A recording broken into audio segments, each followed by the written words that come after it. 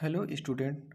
Organic synthesis BSc fifth semester chemistry के ये छठे यूनिट का फिनॉल चैप्टर जो है इसके दूसरे लेक्चर में आज हम लोग फिनॉल की एसिडिटी को पढ़ेंगे।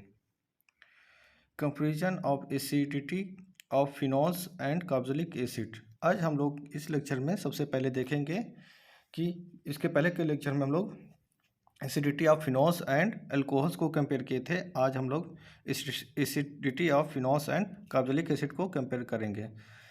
Resonating structure of carboxylic acid. Carboxylic acid का जो फार्मूला होता है तो वो RC≡COH ग्रुप होता है।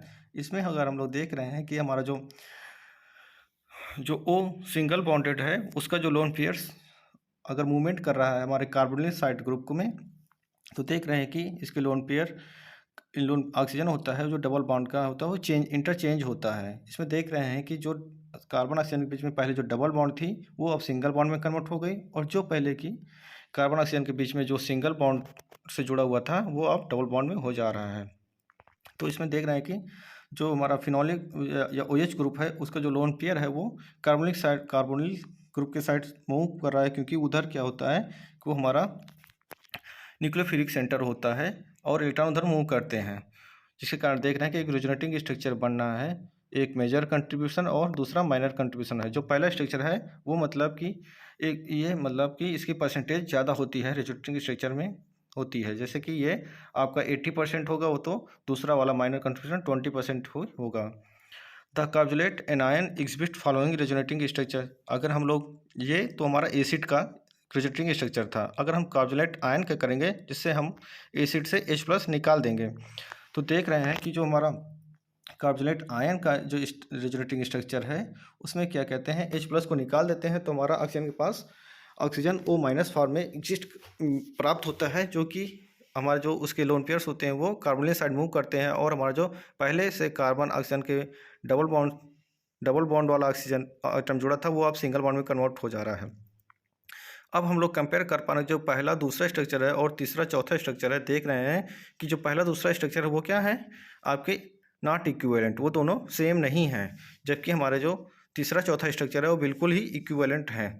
The resonating structures of the carboxylate anion third and fourth are equivalent and hence more stable. जो थर्ड फोर्थ स्ट्रक्चर है वो मोर स्टेबल है compare to first and second structure, जो कि एक तो हमारा क्या था कार्बोक्सिलिक एसिड के स्ट्रक्चर थे वो हमारे not equivalent and hence they are less stable. Thus the carboxylic acid have tendency to undergo ionize and form more stable carboxylate ion. तो जो हमारा कार्बोक्सिलिक एसिड है उसके जो रेजोनेटिंग स्ट्रक्चर है फर्स्ट एंड सेकेंड वो लेस स्टेबल हैं, जबकि हमारे जो कार्बोक्सिलेट एनायन के स्ट्रक्चर हैं थर्ड एंड फोर्थ वो मोर स्टेबल हैं। तो हमारा कार्बोक्सिलिक एसिड हमेशा क्या चाहेगा कि कार्बोक्सिलेट आयन बनाए, और उससे जो रेजोनेटिंग स्ट्रक्चर बनते हैं वो ज़्यादा स्टेबल होते हैं। इसलिए हमारा जो एसिड होता है वो क्या कहता है H+ आयन को अच्छे से रिलीज कर देता है, और उसके बाद जो कार्बोक्सिलेट आयन बनता है वो क्या होते हैं, उसके स्ट्रक्चर बहुत स्टेबल होते हैं, तो इजीली हमारा एसिटिक एच रिलीज हो जाता है। इसके कारण कार्बोक्सिलिक एसिड होते हैं वो H+ अच्छे से रिलीज कर देते हैं कंपेयर टू फिनॉल। अब हम लोग देखेंगे दूसरे पक्ष में देखेंगे कि रेजोनेटिंग स्ट्रक्चर ऑफ फिनॉल्स को किस तरह रेजोनेस होता है। इसमें देख रहे हैं कि अगर हम लोग फिनॉल का रेजोनेटिंग स्ट्रक्चर देखें तो उसमें देख रहे हैं कि जो हमारा ऑक्सीजन के पास जो लोन पेयर है वो बेंजीन रिंग के अंदर मूवमेंट करते हैं, और ऑक्सीजन OH ग्रुप का जो ऑक्सीजन है और कार्बन के बीच में डबल बॉन्ड क्रिएट होता है, और हमारे इलेक्ट्रॉन रेजोनेट हो रहे हैं। इसमें देख पा रहे हैं कि हमारे जो इलेक्ट्रॉन्स हैं वो अर्थो और पैरा पोजिशन पे डिलोकलाइज हो रहे हैं। जो फिनॉल का जो रेजोनेटिंग स्ट्रक्चर है इसमें हम देख रहे हैं कि हमारा एक पॉजिटिव और नेगेटिव चार्ज दोनों एक ही मॉलिक्यूल में दिख रहे हैं, जिसके कारण इसे चार्ज सेपरेशन बोला जाता है। अगर चार्ज सेपरेशन किसी मॉलिक्यूल में होता है तो वो वेरी लेस स्टेबल होता है। और दूसरी साइड फिनॉक्साइड आयन, अगर हम लोग फिनॉल को एक एसिड का मानते हैं और उससे H+ आयन निकाल देते हैं तो हमारा बचता है फिनॉक्साइड आयन। अब ये फिनॉक्साइड आयन का जो ऑक्सीजन होता है उसके पास 3 लोन पेयर हो जाते हैं। 3 लोन पेयर होने के कारण इसके पास क्या होता है, एक नेगेटिव चार्ज एक्स्ट्रा हो जाता है। जब हम लोग इसका रेजोनेटिंग स्ट्रक्चर बनाते हैं तो जो नेगेटिव चार्ज के कारण जो लोन पेयर होता है वो बेंजीन रिंग के अंदर मूव करता है।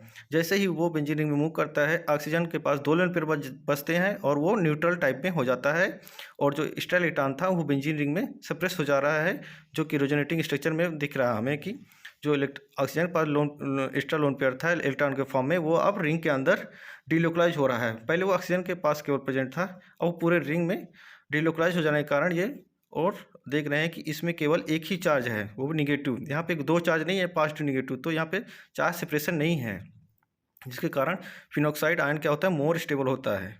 The resonating structure of carbolate ion is equivalent. इसमें हम लोग देख रहे हैं कि जो हमारा फिनॉक्साइड आयन का रेजोनेटिंग स्ट्रक्चर तो स्टेबल, मतलब कि स्टेबल है, मगर ये नॉट इक्विवेलेंट है। जिस तरह हमारा कार्बोलेट आयन में क्या हो रहा था कि हमारे जो दोनों स्ट्रक्चर थे, थर्ड एंड फोर्थ, वो क्या थे, इक्विवेलेंट थे, दोनों सेम थे। यहाँ पे जो रेजोनेटिंग स्ट्रक्चर हैं फिनॉल के या फिनोक्साइड आयन के, वो सेम नहीं दिख रहे हैं, उनके चार्ज अलग अलग पोजीशन पे दिख रहे हैं हमें, अर्थो पैरा पोजीशन पे, तो ये इक्विवेलेंट नहीं है। तो ये रिलेटिवली कार्बोलेट आयन से लेस स्टेबल है, जबकि स्टेबल है मगर रिलेटिवली कार्बोलेट आयन से लेस स्टेबल है। सो हमारा जो इसका जो एसिडिक करेक्टर है वो हमारा कार्बोलेट आयन से कम रहता है। दस the carbolic acid is more acidic then phenols, क्योंकि कार्बोलिक एसिड H+ रिलीज करने के बाद कार्बोलेट आयन बनाता है, जिसके रेजोनेटिंग स्ट्रक्चर जो बनते हैं वो क्या होते हैं, दोनों इक्विवेलेंट होते हैं। जबकि फिनॉक्साइड आयन में क्या होता है कि हमारे जो रेजोनेटिंग स्ट्रक्चर होते हैं वो नॉट इक्विवेलेंट होते हैं।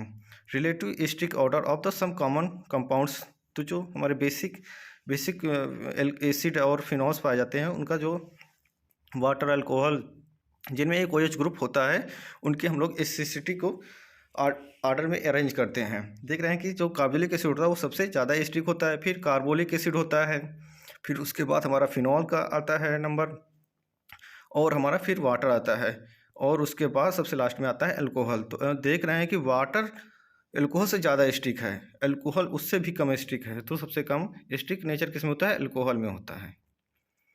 Effect of substitution on acidity of phenols, तो फिनॉल की जो एसिडिटी होती है, उसको हम लोग अफेक्ट कर सकते हैं कि उसके जो फिनॉल का जो बेंजीन रिंग होता है उसमें कैसा ग्रुप हम लोग अटैच करके। It is observe that the acidic strength of phenol shown in marked change in when the another group is introduced in benzene ring containing phenolic OH group, कि हम लोग देख रहे हैं कि बहुत सिग्निफिकेंट चेंज आएगा, बहुत, जो कि हम लोग ऑब्जर्व कर सकते हैं फिनॉल्स में, अगर हम कोई ग्रुप उसमें अटैच कर दे रहे हैं बेंजीन रिंग में। The following factor determine the change in acidic strength of phenols. इसके में दो तरीके से हम लोग फिनॉल की एसिडिक स्ट्रेंथ को हम लोग चेंज कर सकते हैं। नंबर पहला क्या है, नेचर ऑफ सब्स्टिट्यूशन ग्रुप, दूसरा है पोजीशन ऑफ सब्स्टिट्यूशन ग्रुप। तो नेचर, वो जो सब्स्टिट्यूशन ग्रुप जोड़ रहे हैं वो किस नेचर का है, उसके कारण एसिडिक स्ट्रेंथ भी वेरी करेगी। दूसरा होता है किस पोजीशन पे वो बेंजीन रिंग में, किस पोजीशन पे फिनॉल के किस पोजीशन पे जुड़ा है, उससे भी एसिडिक स्ट्रेंथ वेरी कर सकते हैं हम लोग। तो सबसे पहले हम लोग डिस्कस करेंगे nature of substituent in benzene ring. Electron withdrawing group substituent such as a halogen, nitro group increase the acidic character of the phenols.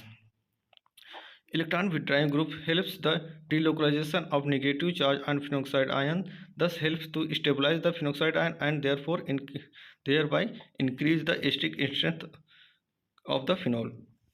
जो इलेक्ट्रॉन विड्राइंग ग्रुप होते हैं, जब हमारा फिनॉल अपना एसिडिक करेक्टर दिखाएगा तो वो क्या करता है, सबसे पहले अपने H+ आयन को रिलीज कर देता है, उसके बाद वो बनता है फिनॉक्साइड आयन। तो जो फिनॉक्साइड आयन होता है, जो ऑक्सीजन पे एक एक्स्ट्रा लोन पेयर एग्जिस्ट हो जाता है, जो कि नेगेटिव चार्ज के फॉर्म में होता है, उसको कौन अपने अंदर डिलोकलाइज कर रहा है सबसे अच्छे से, और उसको स्टेबलाइज कर रहा है। जितना ज़्यादा फिनॉक्साइड आयन स्टेबलाइज होगा किसी सब्स्टिट्यूशंस के जुड़ने के कारण, वो उतना अच्छा एसिड उस सब्स्टिट्यूशन के कारण हो जाएगा। अब nitrophenol are more acidic than phenol. अगर हम नाइट्रोफिनॉल की देखें, जैसे कि हमारे जो कोई फिनॉल है उसमें कोई फंक्शनल ग्रुप जुड़ा है, जो कि क्या है, इलेक्ट्रॉन विड्राइंग ग्रुप। जी जो है एक इलेक्ट्रॉन विड्राइंग ग्रुप होते हैं, such as the nitro group, cyanide group, या कार्बोलिक एसिड, या कोई हाइड्रोजन हो, क्लोरीन, ब्रोमीन, आयोडीन, या एल्डिहाइड। तो ये क्या करते हैं, इलेक्ट्रॉन को खींचते हैं अपनी तरफ, ये इलेक्ट्रॉन विड्राइंग नेचर होता है इनका। तो जो इलेक्ट्रॉन विड्राइंग ग्रुप होते हैं, ये help to delocalise of the charge and stabilise the ion. जो फिनॉक्साइड आयन बन रहा है, हमारा H+ आयन टूट रहा है, जो कि वाटर के साथ H3O+ आयन बना जा रहा है, या हाइड्रोनियम आयन बन जाता है। और जो फिनॉक्साइड आयन है वो हमारा क्या होता है, जो G ग्रुप जुड़ा है वो electron withdrawing group helps to delocalise the charge. जो ऑक्सीजन पर नेगेटिव चार्ज होता है उसको डिलोकलाइज करता है और उसे स्टेबलाइज कर देता है, जिसके कारण क्या होता है, इलेक्ट्रॉन विड्राइंग ग्रुप होते हैं, उसके कारण फिनॉल की एसिडिटी इंक्रीज हो जाती है। दूसरे टाइप के ग्रुप्स होते हैं electron releasing group. Electron releasing group such as the methane और कोई भी OH ग्रुप और या फिर OR मिथॉक्सी ग्रुप टाइप का tends to destabilize the phenoxide ion by adding its negative charge and tendency and thereby reduce the acidic characters of phenols। अभी इसके पहले जो हम लोग पढ़े थे तो हमारा G ग्रुप होता था वो इलेक्ट्रॉन विड्राइंग होता था, मगर जब इलेक्ट्रॉन रिलीजिंग ग्रुप अगर कोई ग्रुप G ग्रुप कोई इलेक्ट्रॉन रिलीजिंग होगा जो कि ऑलरेडी बेंजीन रिंग को इलेक्ट्रॉन पुश कर रहा है, जिसके कारण क्या होता है बेंजीन रिंग में इलेक्ट्रॉन डेंसिटी और ज़्यादा बढ़ जाती है और जो फिनॉक्साइड आयन होता है वो स्टेबलाइज उतना ज़्यादा हो नहीं पाता है। तो जो फिनॉल होता है जब H+ देगा एसिडिक नेचर दिखाने के लिए, तो जो फिनॉक्साइड बनेगा वो इलेक्ट्रॉन रिलीजिंग ग्रुप के कारण और ज़्यादा डिस्टेबलाइज हो जाता है, जिस कारण अगर किसी फिनॉल्स में इलेक्ट्रॉन रिलीजिंग ग्रुप जुड़े होते हैं तो वो उसकी एसिडिक स्ट्रेंथ डिक्रीज हो जाती है। Position of substituents and releasing group तो हाइड्रोक्सी ग्रुप। अभी तक हम लोग देख रहे थे कि कौन सा ग्रुप जुड़े हैं कि उसका नेचर कैसा है, इलेक्ट्रॉन डोनेटिव ग्रुप या इलेक्ट्रॉन रिलीजिंग ग्रुप। अब हम लोग देख रहे हैं कि पोजीशन किस पोजीशन पे कोई भी ग्रुप जुड़ा हुआ है, सेम ग्रुप को लेके अलग अलग पोजीशन पे जोड़ेंगे तो भी फिनॉल की जो एसिडिटी है वो हर अलग अलग स्ट्रक्चर में डिफरेंट दिखेगी। Not only the nature of substituent but also the position substituents related two hydroxy group has influence on the acidic character of phenols. The effect of electron withdrawing or electron releasing group substituent is felt to more at the earth and para position than meta position। तो हम लोग देख रहे थे अपने जो resonating structure थे हमारे फिनॉल्स के या फिनॉक्साइड आयन के, उसमें हम लोग पा रहे थे कि जो हमारा इलेक्ट्रॉन्स है वो हमारे जो 5 या 6 रेजोनेटिंग स्ट्रक्चर देख रहे थे तो वो किस पोजीशन पे डिलोकलाइज हो रहा था। देख रहे थे कि वो ऑर्थो और पैरा पोजीशन पे ही इलेक्ट्रॉन की डेंसिटी ज़्यादा दिख रही थी कार्बन पे। तो अगर हमारा जो कोई ग्रुप है इलेक्ट्रॉन विड्राइंग ग्रुप मान लिया पहले जुड़ा हुआ है, अगर वो हमारे ऑर्थो पोजीशन पे जुड़ा हुआ है फिनॉल्स के या मेटा पोजीशन पे जुड़ा है तो क्या करेगा, उसके कारण उसकी स्ट्रिक स्ट्रेंथ बहुत ज़्यादा अच्छी हो जाएगी या स्ट्रिक स्ट्रेंथ इंक्रीज हो जाएगी कंपेयर टू मेटा पोजीशन। क्योंकि मेटा पोजीशन पे कभी जब हमारा फिनॉल या फिनॉक्साइड आयन का जो इलेक्ट्रॉन डिलोकलाइजेशन में शो होता है वो कभी वहाँ पे मतलब डिलोकलाइज नहीं होता है। तो इसके कारण हमारा जो विड्राइंग ग्रुप होते हैं रिलीजिंग ग्रुप होते हैं अगर वो अर्थो पैरा पोजीशन पे जुड़ते हैं तो उसका इफेक्ट बहुत ज़्यादा उसके स्ट्रिक स्ट्रेंथ पे दिखते हैं। The effect at para position is less than the ortho position due to the greater distance of phenolic group in the para isomer. अगर हम लोग देख रहे हैं कि हमारे जो फिनॉल्स के जो बेंजीन रिंग के जो कार्बन होते हैं वहाँ पे जो इलेक्ट्रॉन डिलोकलाइज होता है वो अर्थो पोजीशन और पैरा पोजीशन पे होता है, मगर अब दोनों में ही कंपेयर करें तो पाएंगे कि जो अर्थो पोजीशन होती है वो फिनॉल्स के बहुत पास होती है कम, और जो पैरा पोजीशन होती है वो चौथे नंबर कार्बन पे होती है और अर्थो पोजीशन दूसरे नंबर कार्बन पे होती है। तो हमारा जो कोई भी इलेक्ट्रॉन रिलीजिंग या इलेक्ट्रॉन विड्राइंग ग्रुप जुड़ा रहता है अर्थो या पैरा पोजीशन पे, तो हम लोग देख पा रहे हैं जो ग्रुप अर्थो पोजीशन पे जुड़ा होगा उसका इफेक्ट फिनॉल के जो फंक्शनल ग्रुप है OH ग्रुप उस पर ज़्यादा दिखेगा और जो पैरा पोजीशन है वो उसमें थोड़ा सा कम दिखेगा क्योंकि वो डिस्टेंस इफेक्ट हो जाता है, जिसके कारण स्ट्रिक स्ट्रेंथ अगर किसी ग्रुप में देखें तो जो अर्थो पोजीशन पे जुड़ा होगा उसके कारण उसके जो इफेक्ट होगा वो ज़्यादा दिखेगा स्ट्रिक स्ट्रेंथ ऑफ फिनोल्स में। इसमें हम लोग देख पा रहे हैं कि हम लोग कोई नाइट्रो ग्रुप को कंसीडर कर लेते हैं। सबसे पहले हम लोग नाइट्रो ग्रुप के अर्थो नाइट्रो ग्रुप को देखेंगे कि जो फिनॉक्साइड आयन बन रहा है उसका जो ऑक्सीजन का लोन पेयर है वो अंदर मूवमेंट कर रहा है और उसके बाद वो नाइट्रोजन साइड में डिलोकलाइज हो जा रहा है नाइट्रो ग्रुप में, और जो हमारा पैरा नाइट्रोफिनॉल्स है उसमें देख रहे हैं उसमें भी जो ऑक्सीजन पे लोन पेयर हो जाता है वो हमारा देख रहे हैं कि नाइट्रो ग्रुप में भी डिलोकलाइज हो जाता है। Resonating structure of phenols Meta nitrophenol में देख रहे हैं कि अभी हम लोग अर्थो पैरा में देखे थे कि जो हमारा फिनॉक्साइड आयन का जो लोन पेयर है वो नाइट्रो ग्रुप में रेजोनेटिंग स्ट्रक्चर में पार्टिसिपेट कर रहा था, जबकि मेटा ग्रुप में ऐसा नहीं कर रहा है। वो अर्थो और पैरा पोजीशन पे जो ग्रुप जुड़े थे उनसे केवल इंटरेक्ट होकर उसको डिलोकलाइज कर देता है। इसमें मेटा पोजीशन पे नाइट्रो ग्रुप लगा है तो क्योंकि मेटा पोजीशन पे हमारा इलेक्ट्रॉन कभी आता ही नहीं है फिनॉक्साइड आयन का, तो वो हमारा क्या होता है डिलोकलाइज नाइट्रो ग्रुप में नहीं हो पाता है। The negative charge on the nitrophenol can not be delocalise on the oxygen atom of meta nitro group, hence the meta nitrophenols is less strict than the ortho para isomer. However, ortho nitrophenol is slightly less acidic than the para nitrophenol due to hydrogen bonding. OH group hydrogen bonding जो होती है OH group और nitro group के बीच में होती है, which is not possible in para position. जैसा कि फिगर में हम लोग देख पा रहे हैं कि अगर हमारा नाइट्रो ग्रुप फिनॉल के ऑर्थो पोजिशन पे जुड़ा है तो उसमें इंट्रा मॉलिक्यूलर हाइड्रोजन बॉन्डिंग होती है, जबकि जो पैरा नाइट्रो ग्रुप है उसमें इंट्रा मॉलिक्यूलर हाइड्रोजन बॉन्डिंग ना होकर इंटर मॉलिक्यूलर हाइड्रोजन बॉन्डिंग होती है। दस द एसिडिक स्ट्रेंथ ऑफ नाइट्रोफिनोल्स और relative phenols decreasing in the orders. तो सबसे ज़्यादा एसिडिक नेचर किसका होगा? पैरा नाइट्रोफिनॉल का, जबकि होना चाहिए था ऑर्थो नाइट्रोफिनॉल का, क्योंकि उस जो नाइट्रो किस पोजिशन पे जुड़ा है वो भी डिपेंड करता है। तो वो ऑर्थो पोजिशन पे नाइट्रोफिनॉल जुड़ा है, वहाँ पे इलेक्ट्रॉन अच्छे से खींच लेगा, बहुत पास जुड़ा है। मगर इसमें होता क्या है कि उसमें हाइड्रोजन बॉन्डिंग हो जाती है। वो हाइड्रोजन बॉन्डिंग कौन से? इंट्रा मॉलिक्यूलर हाइड्रोजन बॉन्डिंग, जिसके कारण क्या होता है कि हमारा जो फिनोलिक हाइड्रोजन होता है वो फ्री नहीं होता है कि रिलीज हो जाए, जिसके कारण एसिडिक स्ट्रेंथ दिखाए। वो एक हाइड्रोजन बॉन्डिंग का रिंग बना लेता है, 6 मेंबर रिंग, जिसके कारण वो फ्री नहीं होता है कि वो अपने OH ग्रुप से टूटकर एसिडिक स्ट्रेंथ को दिखाए। जबकि जो पैरा नाइट्रोफिनॉल्स होते हैं वो उसके जो OH ग्रुप होते हैं वो फ्री होते हैं, तो अपनी एसिडिक प्रॉपर्टी को दिखा देते हैं। इस तरह हम लोग देख पा रहे हैं कि जो एसिडिक स्ट्रेंथ होती है सबसे ज़्यादा पैरा नाइट्रोफिनॉल की होती है, उसके बाद ऑर्थो नाइट्रोफिनॉल और सब उसके बाद मेटा नाइट्रोफिनॉल होता है, सबसे लास्ट में फिनॉल का एसिडिक स्ट्रेंथ होती है।